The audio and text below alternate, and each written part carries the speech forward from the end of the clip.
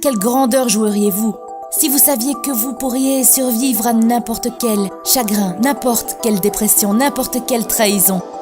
Si vous vous concentrez sur la peur, si vous essayez d'éliminer la peur, si vous essayez de faire face à la peur, la peur va s'alimenter de ça, de votre attention. Êtes-vous prêt à redessiner et à passer le design au niveau supérieur de l'expérience appelée vous? Que feriez-vous si vous saviez que vous ne pouvez pas échouer? Moi personnellement, si j'étais vous, j'aurais plus peur du confort que de l'inconfort. Tenez la peur dans une main et la passion dans l'autre et sautez. Le soleil brille sur la ville de Townsville, ce qui inclut qu'il y a bien sûr du soleil et des nanas. Plus sérieusement, oui, bien sûr que cette intro a été travaillée. Qu'est-ce que vous croyez? Je suis un génie, mais quand même. Plus sérieusement, si je parle de nanas, c'est pas pour rien. Ça fait hyper longtemps qu'on n'a pas fait de vidéo avec une femme motivante, une femme inspirante.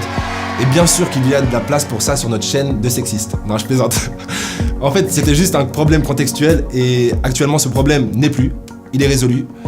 Et on va pouvoir justement sortir plus de vidéos avec des femmes motivantes, inspirantes, peut-être même philosophes et autres, parce que bien sûr que les femmes sont à l'égal de l'homme, mais bien sûr, arrêtez avec ça. Bon, c'est parti.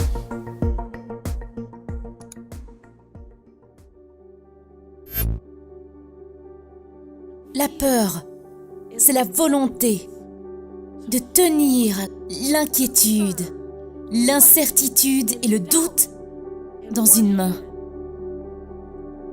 Mais le courage, c'est la volonté de tenir la passion dans l'autre. Vous attendez d'être sans peur pour vous lancer? Et est-ce que vous savez que c'est cette même peur qui vous rendra si délicieusement magnifique dans ce que vous faites? Parce que vous allez étudier. Vous allez rester éveillé. J'ai traversé la majorité de ma vie avec une certaine forme de peur en moi. J'ai fait la majorité des choses que j'ai faites avec une certaine forme de peur en moi.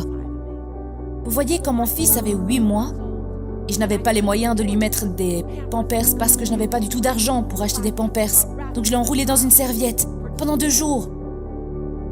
J'ai baissé les yeux vers mon fils, pleine de peur. Et j'ai fait une promesse. Parce qu'avant que je m'accroche à la peur, je m'accrochais à la passion. J'ai dit, Jelani, ne t'inquiète pas. Maman ne sera plus jamais aussi fauchée. Et avec un ventre rempli de peur et un cœur rempli de passion, j'ai commencé à redessiner l'expérience de vie appelée Lisa Nichols. Donc je passe juste pour vous demander, êtes-vous prêt à redessiner et à passer le design au niveau supérieur de l'expérience appelée vous? Que feriez-vous si vous saviez que vous ne pouvez pas échouer? À quelle grandeur joueriez-vous si vous saviez que vous pourriez survivre à n'importe quel chagrin, n'importe quelle dépression, n'importe quelle trahison? Que feriez-vous si vous saviez que les choses dont vous avez peur n'étaient absolument rien? Elles étaient toutes des opportunités pour vous de devenir plus fort dans votre foi, plus fort dans votre résistance. Que feriez-vous? Qui aimeriez-vous? À quelle grandeur joueriez-vous? Où sauteriez-vous? Quand j'entends le mot peur, j'ai plein de citations un peu clichés qui me viennent à l'esprit, comme « Le seul risque dans la vie, c'est de ne pas en prendre » ou encore « Le trésor que vous désirez le plus se trouve dans la grotte dans laquelle vous n'osez pas rentrer » ou encore « Le courage n'est pas l'absence de peur, mais ressentir la peur et faire ce que vous avez à faire dans tous les cas ». Mais est-ce que ces citations pourraient vraiment vous aider? J'en suis pas certain. Pour moi, j'aime bien voir la peur comme si vous vous concentrez sur la peur, si vous essayez d'éliminer la peur, si vous essayez de faire face à la peur, la peur va s'alimenter de ça, de votre attention. Alors que si vous tournez le dos à la peur, vous savez que vous allez en ressentir, mais le but n'est pas de pas en ressentir, parce que d'avoir peur est le meilleur moyen de devenir un anxieux chronique. Vous tournez juste le dos à la peur, et vous faites ce que vous avez à faire dans tous les cas. Sachez que la peur peut être une des plus grandes motivations de l'homme.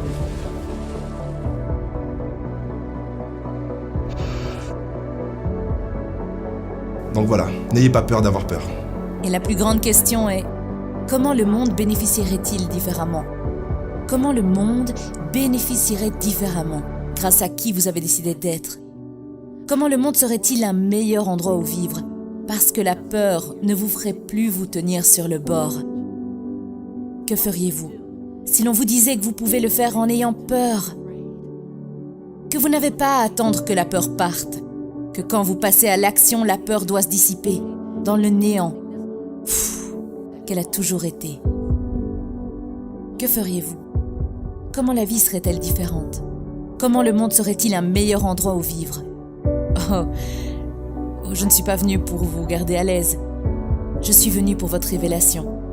Je suis venue pour vous défier, de jouer sur le plus grand terrain sur lequel vous ayez jamais joué. Je suis venue pour que vous défiez la peur, qui est peut-être en vous, et pour la redessiner et la reprogrammer.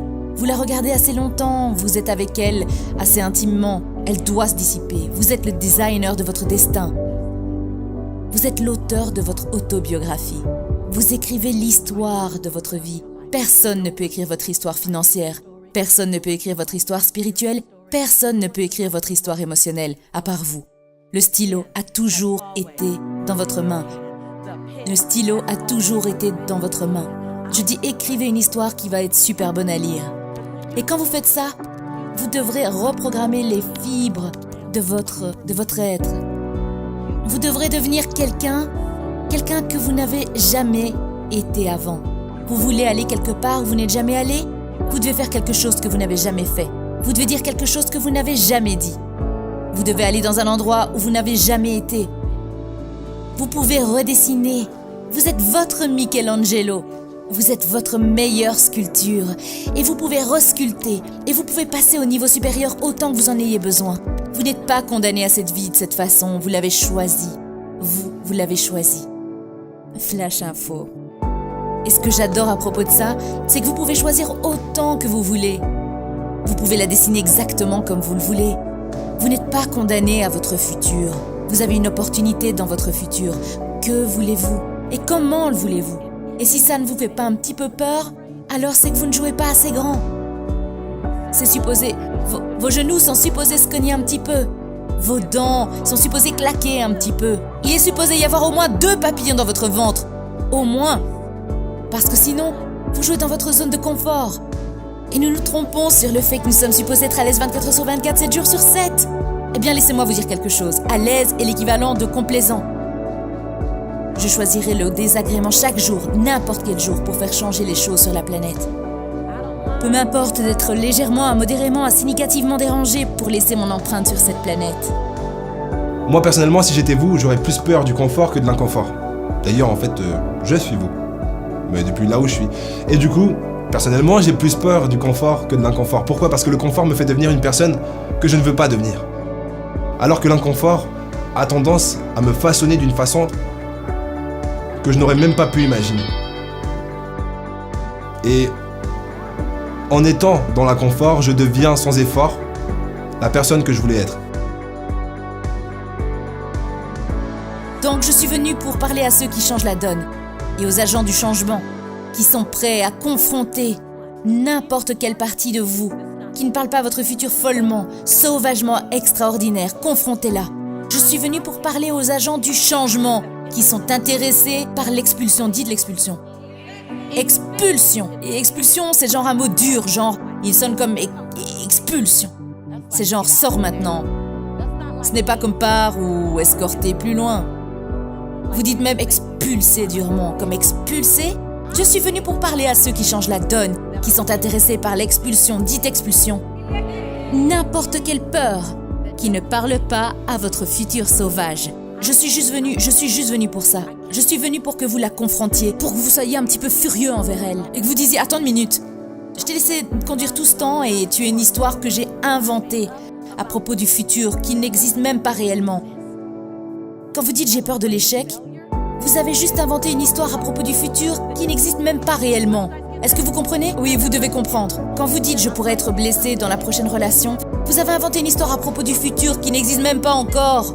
Est-ce que ça a du sens? Vous avez du pouvoir et n'importe quelle histoire que vous inventez est vraie pour vous.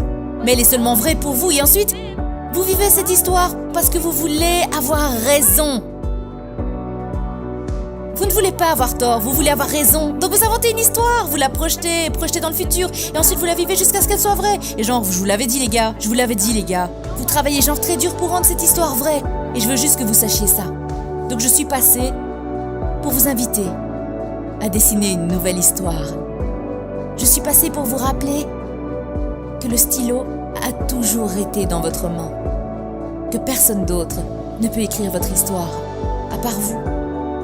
Et cette conversation aujourd'hui parle de confronter votre peur. confronter votre peur. Et je me souviens, pendant des années, je ne parlais pas. Les gens disaient, mon Dieu, tu devrais être une oratrice. Non, je disais, non, non, non, mon professeur m'a dit. Mon professeur m'a dit que je ne devrais pas parler en public. Et il est professeur d'élocution. Il sait mieux que moi.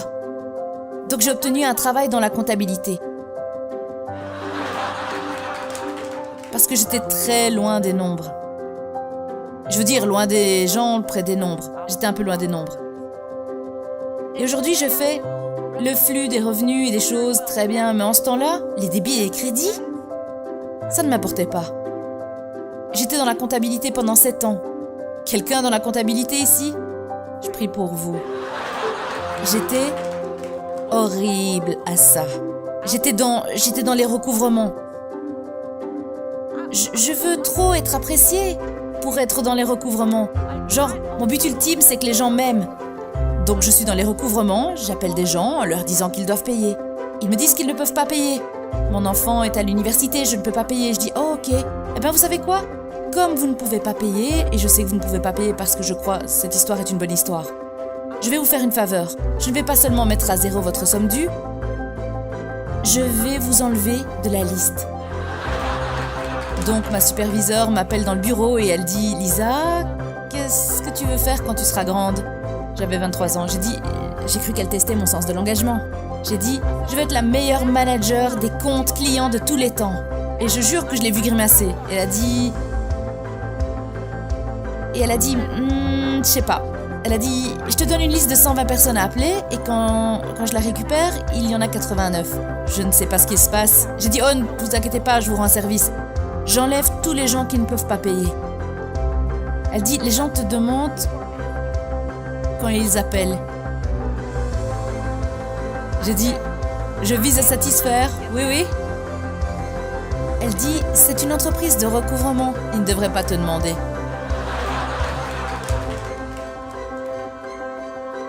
Elle a dit, je dois te libérer pour trouver ton rêve. J'ai dit, me libérer pour trouver mon rêve? Est-ce que je pointe demain ici? Est-ce que je le cherche ici? Elle a dit non. Et donc je me suis fait virer. 22 ans plus tard, je sors sur la scène devant 3300 femmes. Et cette femme, quand ma vidéo d'introduction passait, moi chez Oprah, Larry King, cette femme est au premier rang et elle pleure. Et pendant tout le temps où je parle, elle pleure. Et je dis, vous savez, je peux vous amener quelques larmes, mais j'ai quand même pas encore commencé. Et elle pleure. Je sais pas. Donc ensuite, après ça, je signe des autographes, environ 280 personnes dans la file. Je signe des autographes et elle pleure tout le long. Et après environ 70 autographes, je vais vers elle et je lui dis, excusez-moi madame, vous pleurez depuis genre 2h30. Pourquoi est-ce que vous pleurez? Et elle dit, parce que il y a 22 ans, je t'ai libérée pour trouver ton rêve. Et tu l'as trouvé. C'était la même femme qui m'avait virée. Dans cette même chose, donc regardez la peur en face. Et ensuite, tenez-vous sur le bord. Tenez la peur. N'attendez pas que la peur vous quitte. Tenez la peur dans une main et la passion dans l'autre. Et sautez. Maintenant, vous savez exactement ce qu'il vous reste à faire. Sautez dans le vide et espérez que vos ailes se déploient avant de vous écraser sur le sol. Si ça, c'est pas légendaire, qu'est-ce qu'il est? Enfin bref, au prochain épisode.